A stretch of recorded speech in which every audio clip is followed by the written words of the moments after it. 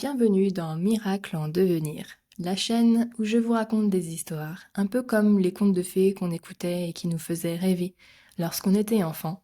Ici, chaque histoire célèbre le miracle de la vie et surtout le chemin qui y mène. Les histoires que je vous partage sont réelles, sincères et pleines d'espoir. Je suis Marine, thérapeute spécialisée en fertilité émotionnelle et énergétique. J'accompagne les couples qui n'arrivent pas à avoir d'enfants à libérer les verrous inconscients qui les empêchent de fonder leur famille. Chaque épisode te permettra de découvrir les parcours de résilience de mes clientes, mais aussi les étapes de mon propre chemin. Aujourd'hui, j'ai envie d'ouvrir une page un peu plus personnelle pour te raconter mon premier rendez-vous chez ma gynécologue, un moment marquant dans mon parcours face à l'infertilité. C'est une histoire qui m'a façonnée et j'espère qu'en la partageant avec toi, elle pourra t'inspirer toi aussi. Alors, installe-toi confortablement et prépare-toi à explorer un moment clé de ma propre quête de fertilité. Cher journal, aujourd'hui, je suis allée chez la gynéco. Ça fait 10 mois que nous essayons d'avoir un enfant avec mon mari, et au vu de mes 2 dernières grossesses biochimiques, en novembre et en mai, je me suis dit qu'un rendez-vous pour en parler avec une professionnelle de ce domaine serait bien et qu'elle pourrait certainement m'aider. Peut-être pourra-t-elle m'en dire plus sur pourquoi la nidation ne se fait pas chez moi. Et je crois que c'est avec cette attente inconsciente que je suis allée à ce rendez-vous. Je me suis fourvoyée. Je m'installe donc sur la chaise face à elle, qui est en blouse blanche derrière son bureau. C'est la première fois que je la vois. Elle me pose donc les questions habituelles. Est-ce que vous fumez? Dans votre famille, y a-t-il des cas de maladie? J'ai cette chance de pouvoir répondre non à tout. Non, tout va bien. Je lui dis que je suis même vaccinée contre le cancer du col de l'utérus. Alors vraiment, il n'y a rien à signaler. Puis je lui explique la raison de ma venue. Ayant retiré mon stérilet en septembre 2023, par 2 fois, j'ai eu 10 jours de retard de règles, ce qui ne m'arrive vraiment jamais. Et par 2 fois, ces essais se sont soldés en échec. Elle me répond. Avez-vous fait un test de grossesse? Oui. La première fois, au bout du 10e jour, il s'est avéré négatif et j'ai eu mes règles juste après. Elle me répond. Ah, donc vous n'avez pas été enceinte. Vous avez eu des symptômes? J'ai pensé, mais elle me prend pour une buse ou quoi? Je sais ce que je vis quand même. Je lui ai redit que je n'ai jamais de retard dans mes règles, donc que si quelque chose était bien là. Et j'ajoute, oui, j'ai eu des symptômes, comme l'impression que mes seins avaient triplé de volume, et je n'ai jamais ressenti cette sensation avant, donc je suis certaine que c'était ça et pas autre chose. Elle me répond. Oui, enfin, parfois on essaye de chercher des symptômes et de se convaincre que c'est ça. Et j'ai pensé, mais j'hallucine, elle croit que je mens et que je ne sais pas comment fonctionne mon corps. Assise sur ma chaise, le choc de ne pas être comprise commençait à se distiller en moi. Et le dialogue continue.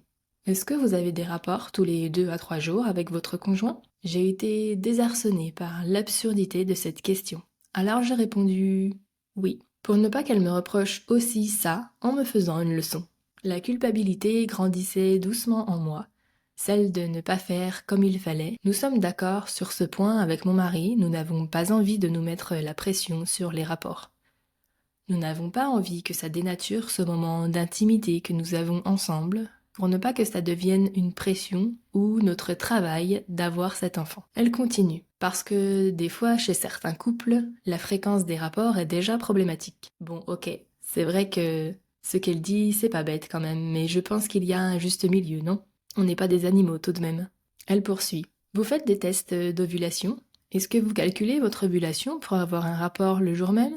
L'idéal étant même le jour d'avant? Je lui réponds non. Et la culpabilité continue de grandir en moi, celle de ne pas tout faire pour avoir cet enfant. Pour la même raison qu'expliqué précédemment, nous sommes en phase avec mon mari. Oui, on a ce projet, mais il n'est pas question de se mettre la pression ou de changer nos habitudes pour avoir cet enfant.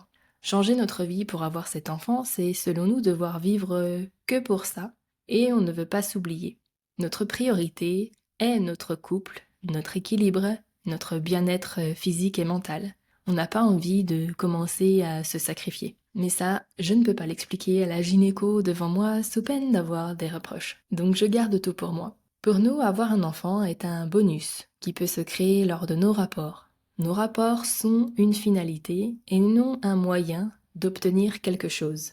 Et ce qu'elle me demande de faire là, c'est justement transformer nos rapports en un moyen, donc de dénaturer la nature de nos rapports. Pour nous, avoir un enfant doit rester quelque chose de magique. Ce n'est pas un travail, ni un sacrifice de soi, ni un sacrifice de l'intimité du couple.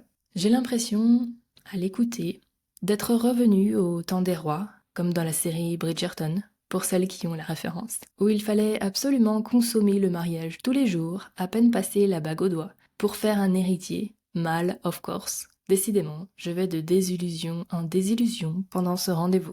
Et elle continue. Et puis, il faut lâcher prise, hein. Alors là, c'était le pompon, j'ai pensé, ben oui, pour le moment, c'est ce qu'on fait justement, on lâche prise. Et ce que tu me demandes de faire là, c'est tout sauf du lâcher prise. Je n'ai pas envie de devoir contrôler ma vie, ni de me mettre la pression à devoir vivre que pour engendrer un bébé. Ça m'a estomaqué, c'était comme la cerise sur le gâteau. Le rendez-vous se continue en silence. Elle m'imprime ses 8 pages d'ordonnance, prise de sang, hystérosalpingographie, échographie pelvienne, analyse de sang et analyse chromosomique. Je le regarde, stoïquement, assise sur ma chaise. Mon corps est là, dans cette pièce, mais ma conscience, elle, est partie. Trop sonnée par ce qu'elle vient d'entendre. Je me dis, ok, je suis en train de payer quelqu'un qui est censé être compétent pour savoir pourquoi nos embryons ne s'accrochent pas et je vais repartir avec ces 8 feuilles de papier et 70 € en moins. J'étais littéralement scotchée. Elle continue en me disant, voilà, vous faites ces bilans et l'étape d'après, c'est la PMA. C'était le mot que je ne voulais pas entendre, le mot qui fait peur à toutes les femmes, je pense, parce qu'on a l'impression à ce stade de ne plus être une femme, de ne plus avoir aucun pouvoir sur notre fertilité. À ce moment-là, j'ai rapetissé sur ma chaise, je me suis sentie nulle, incapable, et j'ai pensé, mais à quoi je sers en fait? Est-ce que je suis si nulle pour qu'on doive m'assister? Pour faire ce que toutes les femmes ont pourtant la capacité de faire normalement, de façon naturelle? Je me suis sentie prise à la gorge comme si je n'avais pas le choix. Pour moi, ces mots résonnaient comme ça. En gros, si tu le veux, ton bébé, il va falloir souffrir. Il n'y aura pas de magie pour toi. Tu n'as pas tiré le bon lot à la loterie. De toute façon, tu le vois bien, tu n'y arrives pas. Il va donc falloir qu'on t'assiste, comme si tu étais une demi-femme. Nous, on sait comment faire, t'inquiète. Je n'arrivais plus à respirer, j'étais trop choquée. Je continuais de faire bonne figure devant elle, mais je devais être blanche, figée. Intérieurement, j'avais envie de pleurer. J'avais la nausée et j'ai pensé, mais pourquoi moi? Pourquoi je dois vivre ça? C'est pas ça qu'on m'avait vendu quand on m'a parlé de faire des enfants. On m'a dit que c'était beau, magique. Là, y a rien de tout ça. Je suis rentrée chez moi en colère contre elle et plus légère de 70 €, mais surtout sans réponse. Après coup, je me suis rendu compte que j'avais trop attendu de ce rendez-vous.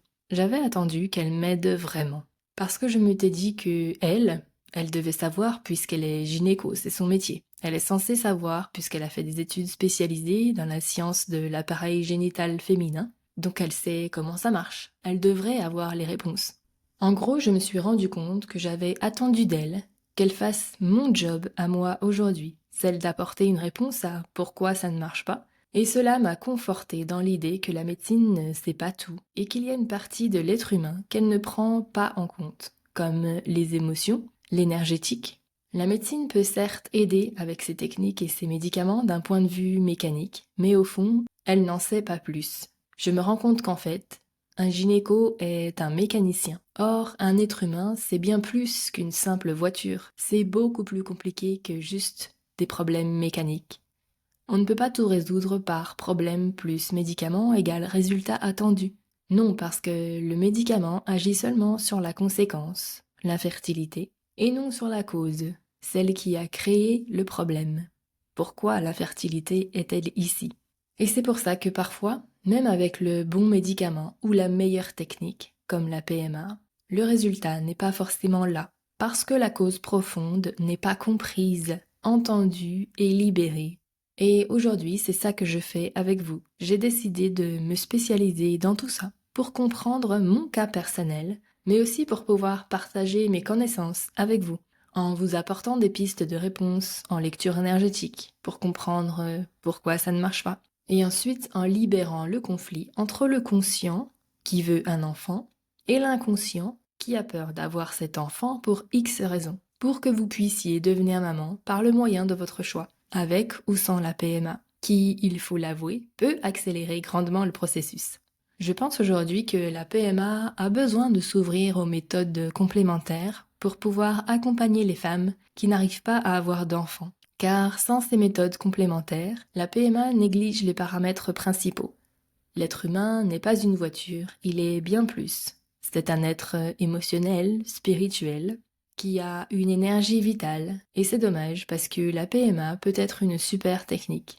Mais c'est comme si elle ne restait qu'une technique, sans avoir le manuel d'utilisation de ses patientes. Parce que le manuel d'utilisation, c'est vous qui l'avez, il est en vous. Vous seul pouvez savoir pourquoi ça ne marche pas. Et vous seul avez la clé en vous pour changer ce que vous vivez. Merci d'avoir écouté cet épisode, j'espère que l'histoire d'aujourd'hui t'aura inspiré et apporté un peu de réconfort sur ton propre chemin. Si tu as aimé cet épisode, pense à le partager avec quelqu'un qui en aurait besoin et n'hésite pas à me suivre sur les réseaux pour rester connecté. N'hésite pas à me partager toi aussi ton histoire dans les commentaires, je serais curieuse de savoir ce que tu as vécu toi aussi lors de ton premier rendez-vous avec ta gynécologue pour parler de l'infertilité. En attendant, prends soin de toi, c'est le principal. Je t'embrasse.